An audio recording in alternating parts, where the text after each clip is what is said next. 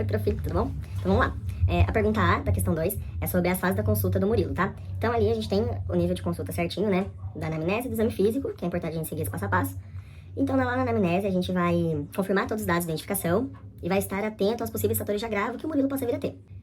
Então, ali na anamnese a gente já cumpriu a identificação. Então, nós vamos para a queixa principal. Na queixa principal é importante estar muito atento ao que a mãe relata sobre a questão do Murilo. No caso aqui, a mãe relatou uma preocupação com o crescimento do Murilo. Então, a gente vai buscar a explicação, vai buscar o que está causando isso, para depois fazer uma intervenção, explicar certinho, independente do que seja a queixa principal, que a mãe traga pra gente ou que a gente verifique também, né? Pode ser isso. Depois, nós vamos passar para a investigação de sistemas, para o interrogatório sintomatológico. Sempre importante ir passo a passo, bonitinho.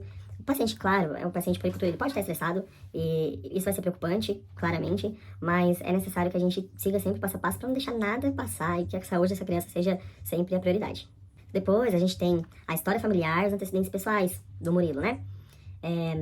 O Murilo já tem um vínculo com a unidade, então a gente só vai, para não ficar uma consulta muito demorada, a gente só vai tentar ali, buscando esse assunto, se alguma coisa mudou. Desde então, se eles esqueceram de alguma coisa numa consulta anterior, e ver o que está acontecendo ali entre essa fase da última consulta e da consulta de hoje. Nos hábitos de vida, a gente vai fazer a mesma coisa. Ver se alguma coisa mudou, se alguma coisa não foi relatada em prontuário, pra gente deixar isso bem descrito, pra que ajude aí no segmento do Murilo. Então, no exame físico, é muito importante, além de toda a estrutura óssea e dos fatores vitais do Murilo, é importante a gente verificar sempre os marcos de desenvolvimento pra idade, pra ver se o desenvolvimento dessa criança, do Murilo, ela tá saudável. Aí, lá no fim da consulta, depois de fazer, né, a anamnese certinha, identificação, queixa principal, história da doença atual, fazer interrogatório sintomatológico, acidentes pessoais, familiares, hábitos de vida, a gente vai depois de fazer o exame físico, a gente vai para as condutas. E lá nas condutas, a gente precisa sempre deixar bem claro, prof, a gente precisa fazer aquilo que é necessário para a saúde do Murilo, né?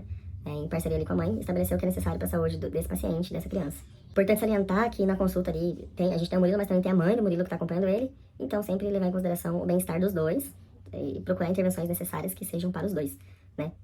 Intervenções saudáveis que vão trazer benefícios para a saúde dos dois envolvidos ali na consulta. E por fim, nesse paciente, eu acho importante a gente fortalecer o vínculo da unidade, né? Fortalecer essa importância de estar sempre na unidade e fazer o acompanhamento correto ali desse paciente, porque aí já tem uma sequência de falhas de consulta que pode prejudicar ali, em algum momento, a avaliação dele. Aí na pergunta 2, os sinais de alerta e gravidade. Então, assim, são 5, né? 5 sinais de alerta. Vamos lá.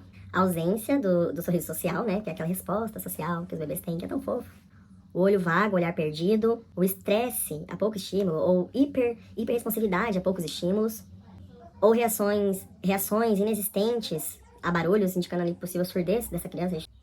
E as mãos que ficam extremamente fechadas o tempo todo, né?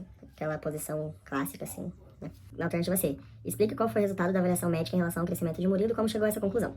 Então, o Murilo está no crescimento no percentil 3, que é um crescimento abaixo da média, né? Poucas crianças na idade dele estão com a estatura que ele se encontra hoje, com o comprimento que ele se encontra hoje, indicando ali que ele pode ter um crescimento prejudicado. Porém, a gente tem que salientar a importância desse acompanhamento. O Murilo faltou em muitas consultas, a mãe não trouxe o Murilo em poucas consultas devido às adversidades que ela encontra por morar na zona rural, enfim, tem essa dificuldade ali de vínculo com ela. Mas é importante salientar para a mãe que é importante olhar um quadro geral e que ele não falte a partir dali no momento da consulta. Porque realmente, apesar de ser verificado isso quando a gente coloca no gráfico, né, de crescimento do Murilo, a gente pode entender também que seja comum dele. As crianças têm desenvolvimento particulares, né? Inclusive, ela compara ele com os outros filhos que ela teve, que tiveram crescimento na mesma idade, um pouco mais acentuado. Porém, a gente tem que avaliar de forma geral, porque ele pode realmente ter só uma baixa estatura e ter uma curva de crescimento, ainda que saudável, sempre em evolução, um pouco menor do que dos outros filhos e das outras crianças. Então, assim, é uma avaliação que é um pouco mais longa. Mas também foi dada a orientação, na verdade foi verificada a orientação pro aleitamento correto dele, né? Então, é de esperar que ele cresça ainda um pouco mais nos próximos meses e a importância do vínculo que essa mãe tem que ter com a unidade, para que não sejam perdidos dados e a gente possa fazer uma avaliação mais completa desse paciente, né? Explique para a mãe de Murilo a importância da suplementação vitamínica e como ela deve ser dada para ele. Então, precisa dar ferroquelato e vitamina D. O ferroquelato é uma gota, né? 1 miligrama, uma gota, por quilo por dia. Isso vai evitar a anemia e a desnutrição do Murilo. Ela está associada às hemácias, ao sangue e ao transporte de nutrientes, ao transporte de oxigênio. Então, ela vai auxiliar mesmo ali no desenvolvimento nutricional dessa criança e oxigenação de outras partes do corpo, enfim, desenvolvimento correto das hemácias, diminuição de anemia. Então, ela vai contribuir ali para a nutrição de forma geral do Murilo, essencialmente. Aí, a vitamina D, ela deve ser dada 2 gotas, 400 unidades internacionais, uma vez ao dia. E ela vai ajudar no desenvolvimento normal do sistema nervoso central.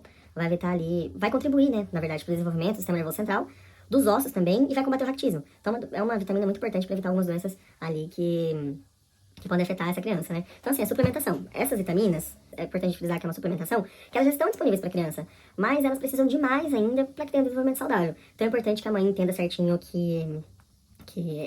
entenda certinho a importância dessa vitamina, a quantidade que ela vai dar e a forma que ela vai dar, né?